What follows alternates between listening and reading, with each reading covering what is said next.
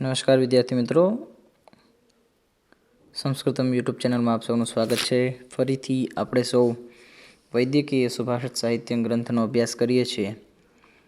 તો એ અભ્યાસ અંતર્ગત આપણે 7મા અધ્યાયનો અત્યારે અભ્યાસ કરી રહ્યા છીએ, જેમાં આપણને પંચમહાભૂતોનું મુખ્ય પ્રાણ જે કહીએ અથવા આપણા જીવનનો, આપણા શરીરનો જેને પ્રાણ કહીએ, એ પ્રાણવાયુ એનું વિશેષ અધ્યયન કરી રહ્યા છીએ. તો આના પહેલાંના વિડીયોની અંદર 12 શ્લોક સુધી આપણે વિવિધ શાસ્ત્રોમાં, ગ્રંથોમાં, વેદોમાં, ઉપનિષદોમાં, રામાયણ સહિત બધામાં જે કંઈ પણ પ્રાણવાયુનું વર્ણન છે, એના મહત્ત્વ જે છે એને આપણે સમજ્યું. હવે પુનઃ આજ તૈત્તરીય ઉપનિષદની અંદર જે મહત્ત્વ સમજાવે છે એ 13મા શ્લોકથી આપણે સમજીએ. સર્વમેવત આયુર્યંતી યે પ્રાણમ બ્રહ્મોપાસતે પ્રાણો હિ ભૂતાનામાયુઃ તસ્માત્ સર્વાયુષમુચ્યતે.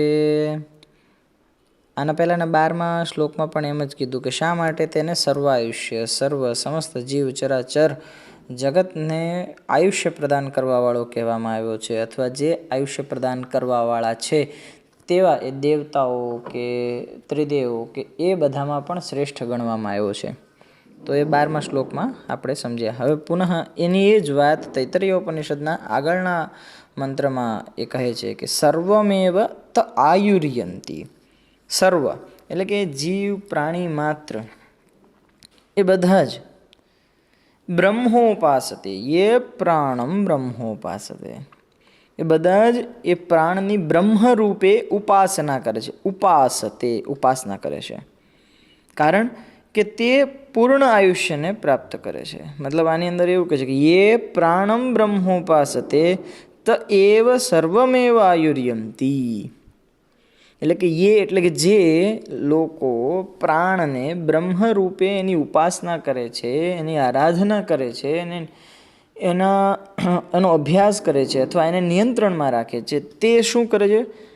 સર્વમેવ આયુર્યંતી, પૂર્ણ સ્વરૂપે એ પોતાના આયુષ્યને પ્રાપ્ત કરે છે. અને એનું કારણ આપ્યું આગળ, પ્રાણો હિ ભૂતાનામાયુઃ. કારણ કે એ પ્રાણ જ ભૂતાનામ, પંચમહાભૂતથી નિર્મિત આ જે કંઈ પણ સૃષ્ટિ છે એનું શું છે? આયુઃ. એ પ્રાણ જ આ સમસ્ત ચરાચર સૃષ્ટિનું આયુષ્ય છે. અને આગળ કહે છે કે તસ્માત સર્વાયુષમુચ્યતે સર્વમેવ ત આયુર્યંતી. એટલે એટલા માટે જ તેને સર્વાયુષમ ઉચ્યતે, એટલે બધા જ આયુષ્યના પ્રદાન કરનારા જે કોઈ પણ દેવતાઓ છે તે દેવતાઓમાં સર્વશ્રેષ્ઠ એને ગણવામાં આવ્યો છે. ઓકે, તો મુખ્યત્વે અહીંયા આગળ બ્રહ્મરૂપે પ્રાણની ઉપાસના કરવાથી સંપૂર્ણ આયુષ્ય. ઉપાસનાનો અર્થ શું છે? કે પ્રાણાયામ વગેરેનો અભ્યાસ, નિરંતર સતત અભ્યાસ. ઓકે, એવું નહીં કે આજે એક પ્રાણાયામ કર્યા અથવા આજે થોડા ઘણા પ્રાણાયામ કર્યા, પૂરક, રેચક, કુંભક આદિ, ભ્રામરી આદિ જે કંઈ પણ પ્રાણાયામ છે એ આજે કર્યા, કપાલભાતિ વગેરે, હવે અઠવાડિયું રહીને ફરીથી કરીશું. નિત્ય નિરંતર એની ઉપાસના. ઉપાસના કોની કરાય? કે જે આપણા ઈષ્ટદેવ હોય. ઉપાસના શબ્દ અહીં શું કામ યુઝ કર્યો? કે આપણા ઈષ્ટદેવ જે આપણા ભગવાન છે કે કુલદેવ છે કે જેને આપણે માનીએ છીએ, બહુ આપણે જેના પ્રત્યે આપણી શ્રદ્ધા છે. કોઈ કૃષ્ણને માનતા હોય, કોઈ વિષ્ણુને માનતા હોય, કોઈ શિવને માનતા હોય, કોઈ દેવી શક્તિને કોઈ ઉપાસના કરતું હોય. ઉપાસના કરવું, સતત એનો નિરંતર અભ્યાસ કરવો અથવા એની પ્રાર્થના કરવી.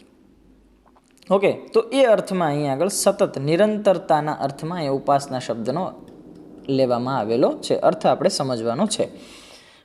તો એ સમજાવવા માગે છે કે સતત એ એવરીડે આપણે એની પ્રેક્ટિસ કરવાની છે, એનો અભ્યાસ કરવાનો છે, તો જ તમને સંપૂર્ણ આયુષ્યની પ્રાપ્તિ થશે. ઓકે, તો ખાસ કરીને વિશેષમાં અહીં ઉપાસના શબ્દનો અર્થ, વિશેષ અર્થ આપણે અહીંયા આગળ સમજવાનો છે. ચોથું જોઈએ, અથર્વવેદનો આ મંત્ર છે. આથર્વણી રાંગિરસી દૈવી મનુષ્ય જાવત ઔષધયઃ પ્રજાયન્તે યદાત્મં પ્રાણજન્વસી. અથર્વવેદની અંદર હવે જો હું આ પ્રોનાઉન્સિએશન ઘણી વખત કરું છું ને, એ તમારે સમજવાનું રહેશે કે શ્લોકોનું પ્રોનાઉન્સિએશન ઉચ્ચારણ એ અલગ રીતે થાય છે, વેદોના મંત્રોનું પ્રોનાઉન્સિએશન અલગ રીતે થાય છે. એમાં પણ બધા જ વેદોનું અલગ અલગ તાત્પર્ય છે. જેમ કે તૈત્તરીય ઉપનિષદની આગળ વાત કરી તો એ કૃષ્ણ યજુર્વેદનો ઉપનિષદ છે. યજુર્વેદ મૂળ 4 વેદો છે, અથર્વવેદ, ઋગ્વેદ, યજુર્વેદ, સામવેદ અને અથર્વવેદ. ઓકે, તો હવે યજુર્વેદ જે છે એના 2 ભાગ છે, કૃષ્ણ યજુર્વેદ અને શુક્લ યજુર્વેદ. પૂર્વ દિશામાં અને પશ્ચિમ દિશામાં પૂર્વોત્તર જેને કહીએ આપણે, પૂર્વોત્તર ભારતની અંદર મુખ્યત્વે વિશેષ રૂપે શુક્લ યજુર્વેદ યુઝ થાય છે. આપણા ઘરે કંઈ પણ વિધિ વિધાન પૂજા આદિ કરતા હોઈએ તો આપણે શુક્લ યજુર્વેદનો પ્રયોગ કરીએ છીએ. અને દક્ષિણ મધ્ય ભારતની વાત કરીએ અથવા દક્ષિણ ભારતની જ્યારે વાત કરતા હોઈએ છીએ, બરાબર, તો ત્યાં આગળ વિશેષ આપણે કૃષ્ણ યજુર્વેદનો યુઝ થાય છે. તો એ બધા એનું પ્રોનાઉન્સિએશન રીત અલગ અલગ હોય છે, બધા જ વેદોની ઉચ્ચારણની રીત અલગ અલગ હોય છે. ઓકે, તો આ અથર્વવેદનો મંત્રો છે, સામાન્ય જ્ઞાન છે એટલે આપવું જરૂરી છે. આ અથર્વવેદના મંત્રની અંદર એમ કહે છે, આથર્વણી અંગિરસીર દેવી મનુષ્ય જા ઉત, કે પ્રાર્થના છે, હે પ્રાણ, જ્યાં સુધી તું પ્રેરણા, ઔષધાય પ્રજાયંતે યદા ત્વમ પ્રાણ જીન્વસી, એમ કે જ્યાં સુધી તું અમને પ્રેરણા કરે છે અંદરથી, ત્યાં સુધી આથર્વણી એટલે કે અથર્વણ વેદ જે અથર્વવેદ છે, તો એ અથર્વવેદના ઋષિ આથર્વણ એ આંગીરસ ઋષિ અને દૈવી અને મનુષ્યકૃત ઔષધો એ બધા સફળ થાય છે. તો અથર્વવેદ છે, સામાન્ય રૂપે અહીંયા આગળ અથર્વવેદનું કીધું કે અથર્વવેદ છે એ શા માટે યુઝ થાય છે, તો અથર્વવેદમાં અથર્વવેદનો જ ઉપવેદ આયુર્વેદ છે. બધા જ વેદોના અલગ અલગ ઉપવેદ છે. ઓકે, તો એ અથર્વવેદનો ઉપવેદ આયુર્વેદ છે. તો એ આયુર્વેદની અંદર જે કાંઈ પણ એ અથર્વણી એટલે કે અથર્વણ ઋષિએ કહેલી જે કાંઈ પણ ઔષધિઓ છે અથવા જે કોઈ પણ તાંત્રિક કે માંત્રિક, અથર્વવેદની અંદર સર્વાધિક તાંત્રિક અને માંત્રિક આ બધા ભૂત વશીકરણ આદિ જે કાંઈ પણ આપણે છે ને, તો એ બધું જે સાત્વિક તાકાત છે, શક્તિ છે, એ અથર્વવેદની છે. તો એ બધી ક્યારે સફળ થાય છે કે જ્યારે આપણા શરીરની અંદર રહેલો એ પ્રાણવાયુ આપણને પ્રેરણા કરે છે કે હું આ મંત્રને સિદ્ધ કરું, કે આ તંત્રને સિદ્ધ કરું, આ યંત્રને સિદ્ધ કરું, અથવા આ દેવી દેવતા આદિ એક્સેટ્રા જે કંઈ પણ છે, આ ઔષધ છે, એ ઔષધને હું સિદ્ધ કરું જેથી કરીને આ રોગનો નાશ થાય. ઓકે, તો એના માટે એ કહે છે કે એ જ્યાં સુધી પ્રાણ જ્યાં સુધી પ્રેરણા નથી કરતો, ઓકે, પ્રેરણાનો અર્થ અહીંયા આગળ એક વિશેષ શક્તિ, એ આપણા શરીરની અંદર જ્યાં સુધી એક શક્તિ ઉત્પન્ન નથી કરતો ત્યાં સુધી આ અથર્વણી અથવા આંગીરસ ઋષિ જે છે એ આંગીરસ ઋષિ અથવા દૈવી એટલે કે દેવતાઓ દ્વારા જે કાંઈ પણ ઔષધિઓ અહીંયા આગળ વર્ણવવામાં આવેલી છે અથવા બનાવવામાં આવેલી છે તે સફળ થતી નથી. અને એ જ્યારે પ્રેરણા કરે છે અને એ શક્તિનો સંચાર કરે છે, એ શક્તિ આપણને પ્રદાન કરે છે, ત્યારે થાય છે. હવે વિશેષ અર્થ અહીંયા આગળ જોવા જઈએ તો આ શ્લોકમાં વિશેષ અર્થ શું છે, તો કે ભાઈ અહીંયા આગળ જે છે એ પ્રાણાયામ અને તેનાથી ઉત્પન્ન થતી શક્તિની વિશેષતા બતાવવામાં આવી છે. કારણ કે ઉપરોક્ત જે કોઈ પણ ઋષિઓની આપણે વાત કરી કે અથર્વણ ઋષિ હોય કે અંગિરસ ઋષિ છે, તો એ ઋષિઓ અને મનુષ્ય વડે જે કોઈ પણ આપણને ઔષધિઓ બતાવી અથવા એને બનાવી એની પેટન્ટ આપણને આપી, બરાબર, તો એનો પ્રયોગ તેની શક્તિના આધારે જ સફળ થાય છે. જ્યાં સુધી પ્રાણાયામની શક્તિ અથવા પ્રાણાયામથી આપણા શરીરની અંદર એ શક્તિનો સંચાર નથી થતો ત્યાં સુધી આપણને એ કોઈ પણ ઔષધિઓ સહાય કરતી નથી અથવા આપણને એ મદદરૂપ થતી નથી. એવું સામાન્ય અર્થ છે. 15મો શ્લોક જોઈશું. બ્રહ્માદયોપી ત્રિદશાઃ પવનાભ્યાસ તત્પરાઃ અભૂવન્નક્તભયાત તસ્માત પવનમભ્યસેત. કહે છે કે બ્રહ્માદિ અપી ત્રિદશાઃ, એટલે બ્રહ્માદિ દેવતાઓ જે છે, બ્રહ્મા આદિ મતલબ બ્રહ્મા સહિત બધા જેટલા પણ ઇન્દ્ર યમ આદિ બધા જેટલા દેવતાઓ છે એ બધા મૃત્યુના ભયથી પવનાભ્યાસં કુરુતે, એટલે કે પવન એટલે કે પ્રાણાયામ વાયુ એ પવનાભ્યાસ તત્પરાહ, એ પવનનો અભ્યાસ એટલે કે પવનાભ્યાસ અર્થાત અહીંયા આગળ પ્રાણાયામ, તો એ પ્રાણાયામના અભ્યાસ કરવા માટે તત્પર છે, સદૈવ ઉત્સુક રહે છે, સદૈવ એ પ્રાણાયામનો અભ્યાસ કરતા રહે છે. માટે તસ્માત પવનમ અભ્યસેત, એટલા માટે આપણે પણ બધાએ પ્રાણાયામનો અભ્યાસ કરવો જોઈએ. અયુક્તાભ્યાસ યોગેન, એમાં પાછું સ્પષ્ટ હા એવું જ કીધું, કારણ કે એ શું કામ અભુવન નક્તા ભયાત, અનક્ત ભયાત, અનક્ત ભયાત અર્થાત મૃત્યુનો ડર છે એ લોકોને, કે જો આ પ્રાણ આપણા શરીરમાંથી નીકળી જશે તો આપણે મૃત્યુ થઈ જશે, મરી જઈશ, હું નહીં જીવી શકું, મારું આયુષ્ય સંપૂર્ણ નહીં ભોગવી શકું. એટલા માટે એ પ્રાણને પોતાના નિયંત્રણમાં રાખવા માટે એ પ્રાણાયામનો અભ્યાસ સતત કરતા રહે છે. ઓકે, આગળ 16મો શ્લોક જોઈએ. દહ્યન્તે ધ્યાયમાનાનામ હિ ધાતુનામ યથા મલાહ તથેન્દ્રિયાણામ દહ્યન્તે દોષાઃ પ્રાણસ્ય નિગ્રહાત, એટલે જેવી રીતે અગ્નિના તપવાથી, બરાબર, ધાતુઓની અંદર, ધાતુ મતલબ કે અહીં કોઈ પેલા સપ્તધાતુની વાત નથી, પેલા રસ રક્તાદી જે આગળ જે આપણે વાત થઈ છે એ ધાતુઓની વાત નથી કરતી, અહીંયા આગળ ધાતુ અર્થાત આ સોનું ચાંદી વગેરેની વાત થાય છે.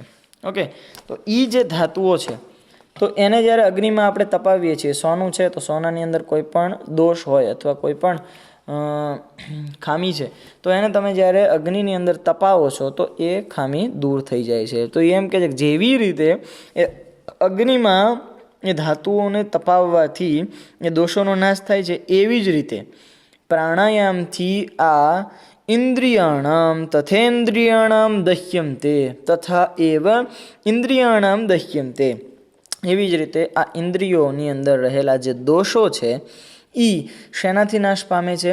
તો પ્રાણાયામના અભ્યાસથી. ઓકે, તથેન્દ્રિયાણામ દહ્યંતે દોષાઃ પ્રાણસ્ય નિગ્રહાત. ઓકે, પ્રાણાયામના અભ્યાસથી જ્યારે પ્રાણ નિગ્રહ એટલે કે એ આપણનો વશ થઈ જાય, જ્યારે આપણે એના ઉપર જય પ્રાપ્ત કરી લઈએ, એ આપણા પ્રાણવાયુ, પ્રાણ આપણો જે છે એ આપણા નિયંત્રણમાં આવી જાય છે, ત્યારે જ એ આપણા ઇન્દ્રિયોના જે દોષો છે એનો નાશ થાય છે. ઓકે, 17મો શ્લોક જોઈએ. યથા સિંહો ગજો વ્યાઘ્રો ભવેદ વશ્ય શનૈઃ શનૈઃ તથૈવ સેવિતો વાયુ અન્યથા હંતિ સાધકમ.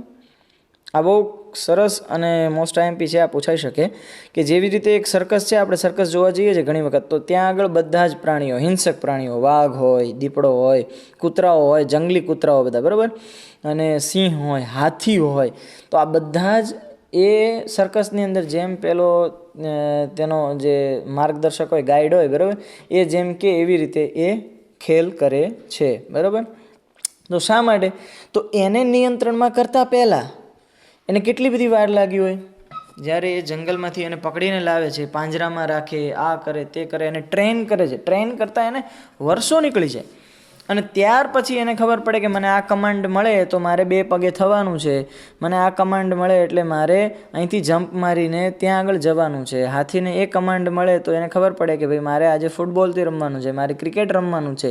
તો એ સર્કસની અંદર જ્યારે પણ એ આપણે પ્રાણીઓને જોઈએ છીએ તો એ વેલ ટ્રેન હોય છે, તો એને ટ્રેન કરતાં શનૈઃ વશ્ય ભવેત, એટલે ધીમે ધીમે એને વશમાં કરવાના હોય છે, એને પોતાના નિયંત્રણમાં. એટલે ઉદાહરણ આપ્યું સ્પષ્ટ. જો વિચાર કરો કે એ ઋષિમુનિઓ કેટલા દીર્ઘદ્રષ્ટા હશે, કે એ જાણતા હશે કે આ જ નહીં પણ આવનારા ભવિષ્યમાં આવા સર્કસ પણ થશે, અને એની અંદર આવા હિંસક પ્રાણીઓને પણ પોતાના વશની અંદર, પોતાના નિયંત્રણમાં કરી અને ખેલ કરતબ થશે. તો એ ત્યારે એને શાસ્ત્રોમાં લખી નાખ્યું કે યથા સિંહો ગજો વ્યાઘ્રો, જો આ 3 ઉદાહરણ કરી, સિંહ હોય, બરાબર, વાઘ હોય અને હાથી હોય, આના સિવાય કોઈ પણ નથી, હરણ હોતું નથી, કોઈ બિલાડી હોતી, બરાબર, કે બીજા કોઈ પણ એ પ્રાણીઓ હોતા, જીરાફ હોતું નથી સર્કસની અંદર.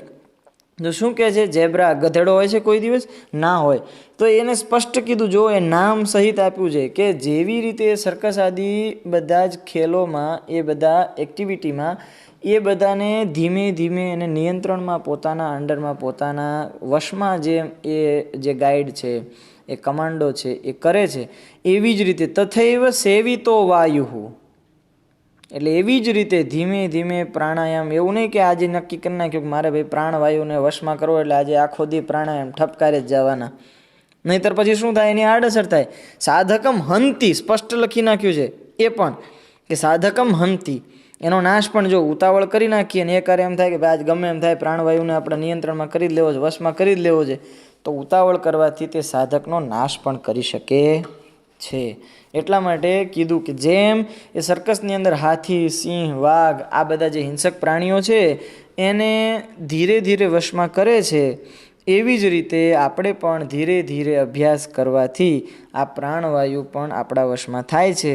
અને આપણે પ્રાણાયામનો નિત્ય અભ્યાસ કરવાથી એ પ્રાણવાયુને આપણા નિયંત્રણમાં કરવો જોઈએ, એવી વાત કરવામાં આવી છે. ચલો નેક્સ્ટ 18મો શ્લોક. પ્રાણાયામેન યુક્તેન સર્વરોગા ક્ષયો ભવેત, અયુક્તાભ્યાસ યોગેન સર્વરોગસ્ય સંભવ ઉત્પત્તિ. તો કહે છે કે જો વિધિયુક્ત નિયમ અનુસાર, બરાબર, એ પ્રાણાયામ કરવામાં ન આવે. આપણે અત્યાર સુધી પ્રાણવાયુ અને પ્રાણને નિયંત્રણમાં કરવાની વાત અને શેનાથી કરીએ, તો એ સાધન આપ્યું પ્રાણાયામ. તો હવે એ પ્રાણાયામની વાત કરે છે કે જો એ પ્રાણાયામ આપણે નિયમ અનુસાર ન કરીએ, કે કેટલી સેકન્ડ પૂરક કરવું, કેટલી સેકન્ડ રેચક કરવું, કેટલી સેકન્ડ કુંભક કરવું, બરાબર. હવે હું આજે એમ કહું પૂરક, પછી અડધી કલાક પછી એમ કહું રેચક, ને પછી એક દિવસ રહીને કહું કુંભક, ત્યાં તો ઓલો ભાઈ હાર્ટ એટેક આવીને મરી જાય બચારો, બરાબર. એટલે કેવી રીતે કેમ પ્રાણાયામ કરવા, એ જે નિયમો બતાવ્યા છે એના સિવાય જો એ નિયમને અનુસાર જો પ્રાણાયામ કરે, બરાબર, તો સર્વ રોગ ક્ષયો ભવેત, તો બધા જ રોગોનો, બધા જ પ્રકારના જે કાંઈ પણ રોગો છે એનો નાશ થાય છે. પરંતુ અયુક્ત અભ્યાસ યોગેન, અયુક્ત ઊંધો જે નિયમ બતાવ્યા છે એને અનુસાર નહીં, પણ એના વિપરીત જો કોઈ પણ અભ્યાસ કરે, એના વિરુદ્ધમાં કોઈ પણ અભ્યાસ કરે અને પ્રાણાયામ આદિ ક્રિયા કરે, તો એ બધા જ રોગોનો નાશ નહીં, પણ બધા જ રોગોનો ઉત્પન્ન કરનારા પણ બને છે. મતલબ એનાથી બધા જ રોગોની ઉત્પત્તિ પણ થઈ શકે છે. વિવિધ પ્રકારના રોગો એટલે હાનિ પણ આપણને થઈ શકે છે, સામાન્ય અર્થમાં એવું કહેવા માગે છે. 19મો શ્લોક જોઈએ. પ્રાણાયામેરેવ સર્વે પ્રાણાયામેરૈવ સર્વે પ્રશોષ્યંતિ મલા ઇતિ, આચાર્યાણામ તુ કેશાંચિદ અન્યત કર્મમ ન સંમતમ.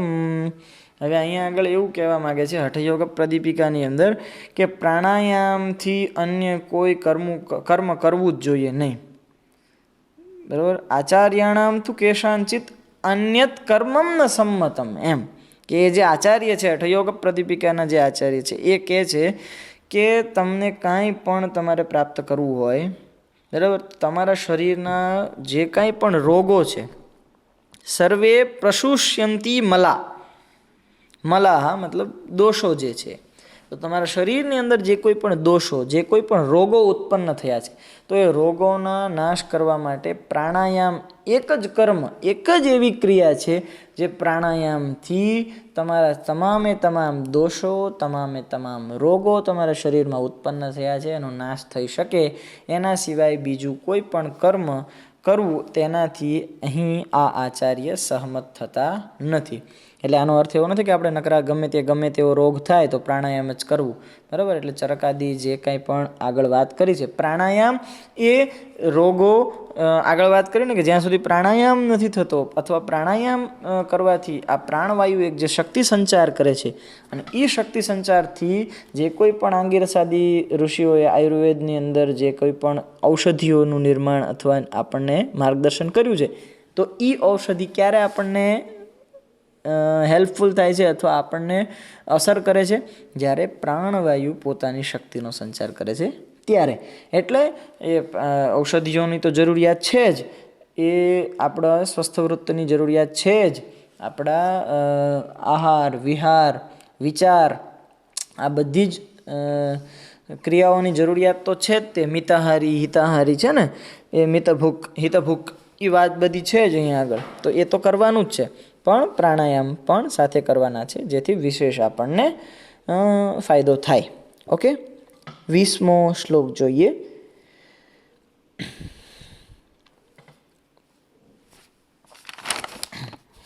ચલે વાતે ચલમ ચિત્તમ નિશ્ચલે નિશ્ચલમ ભવેત યોગી સ્થાણત્વમાપ્નોતિ તતો વાયુમ નિરોધયેત. કહે છે કે પ્રાણવાયુ ચલિત થવાથી ચિત્ત પણ ચલિત થાય છે. ચલે વાતે ચલમ ચિત્તમ, ચલ એટલે કે ચંચલ, વાત એટલે કે જો વાત પ્રકૃતિ, બરાબર, એ જો પ્રાણવાયુ આપણો છે એ ચંચલ હોય, સ્થિર ન હોય, આપણને સિદ્ધ ન થયો હોય, આપણા નિયંત્રણમાં ન હોય, તો ચિત્તમ ચલમ એટલે કે આપણું જે ચિત્ત છે, આપણું જે મન છે, એ પણ વિચલિત હોય છે, એ એકાગ્ર થઈ શકતું નથી. નિશ્ચલે નિશ્ચલમ ભવે તેમ, અને એ નિશ્ચલ થઈ અને પ્રાણવાયુ પણ નિશ્ચલ થઈ જવાથી ચિત્ત પણ નિશ્ચલ થઈ જાય છે એમ. અને જ્યારે યોગી સ્થાણુત્વમાં આપનોની તતો વાયુમ નિરોધયેત. અને જો તમારે એક શ્રેષ્ઠ યોગી થવું હોય અથવા ધ્યાન આદિ સમાધિ સુધી પહોંચવું હોય તો શું કરવું પડે? વાયુમ નિરોધયેત. ઓકે, તો સામાન્ય રીતે એવું કહેવા માગે છે પ્રાણવાયુ ચલિત થવાથી ચિત્ત પણ ચલિત થઈ જાય છે, અને પ્રાણવાયુ નિશ્ચિત થઈ જવાથી, નિશ્ચલ થઈ જવાથી ચિત્ત પણ નિશ્ચલ થઈ જાય છે. અને જ્યારે બંને નિશ્ચલ થઈ જાય છે ત્યારે સાધક કે યોગી એ સ્થાણુત્વને પ્રાપ્ત કરે છે. એટલા માટે પ્રાણાયામ કરતા રહો. યોગી સ્થાણુત્વમાં આપનોની તતો વાયુમ નિરોધયેત. ઓકે, નિશ્ચલે નિશ્ચલમ ભવેત, બરાબર છે. તો બંનેની કીધું કે સુખ અને દુઃખની વાત કરી દીધી. એટલે કે સાધક માટે સુખ શું છે? તો કે ભાઈ સ્થાણુત્વ, એટલે કે એ સિદ્ધિને પ્રાપ્ત કરવી. તો એ ક્યારે પ્રાપ્ત કરે? તો કે જ્યારે એનો પ્રાણવાયુ નિશ્ચિત નિશ્ચલ મતલબ સ્થિર થઈ જાય, અડગ થઈ જાય, ત્યારે એ નિશ્ચલત્વની પ્રાપ્તિ થાય. અને નિશ્ચલત્વની પ્રાપ્તિ કરવા માટે, બરાબર, સ્થિરતા એકાગ્રતાની પ્રાપ્તિ કરવા માટે પ્રાણાયામનો અભ્યાસ કરવો જોઈએ. અંતિમ પવનો બધ્યતે યેન મનસ્તેનૈવ બધ્યતે મનશ્ચ બધ્યતે યેન પવનસ્તેન બધ્યતે. અંતિમ શ્લોકની અંદર બહુ જ શ્રેષ્ઠ વાત કરી કે જેના દ્વારા વાયુનું નિગ્રહણ એટલે કે બંધન થાય છે, તેના વડે જ મનનું નિગ્રહણ કરી શકાય છે. અને જેના દ્વારા મનનું નિગ્રહણ થાય છે તેના જ દ્વારા વાયુનું નિગ્રહણ કરી શકાય છે. અને એ તત્વ કયું છે? તો કે પ્રાણાયામ. પ્રાણાયામ એક જ એવું તત્વ છે કે જે બંને પ્રાણવાયુ અને મન એ બંનેને સ્થિર કરી શકે છે, એકાગ્ર કરી શકે છે. અને એકાગ્રતા જ્યારે આપણા જીવનમાં આવી જાય ત્યારે કોઈ પણ વિષયને આપણે યાદ કરવો પડે નહીં.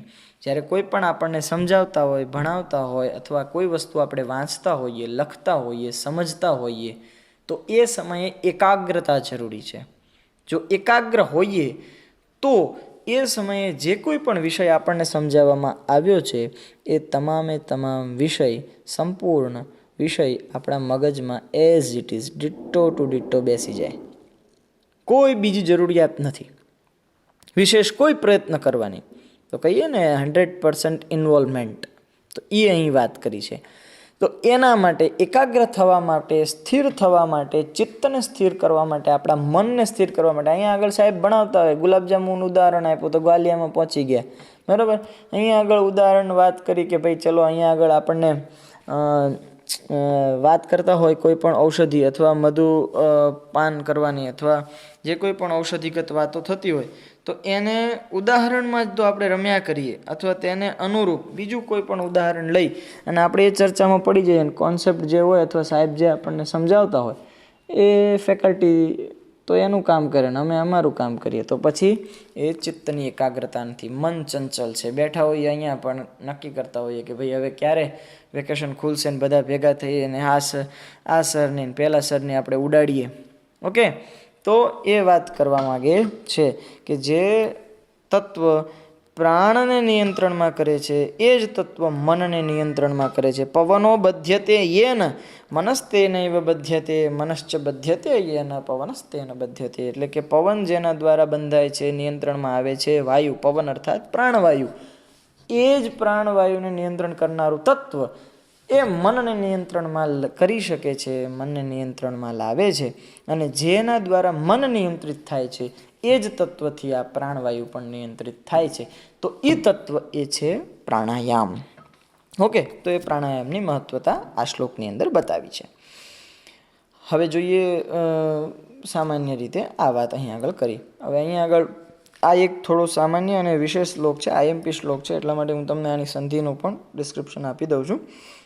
તો અહીંયા આગળ મનસ્તેનૈવ મનઃ તેન મનસ્તેન.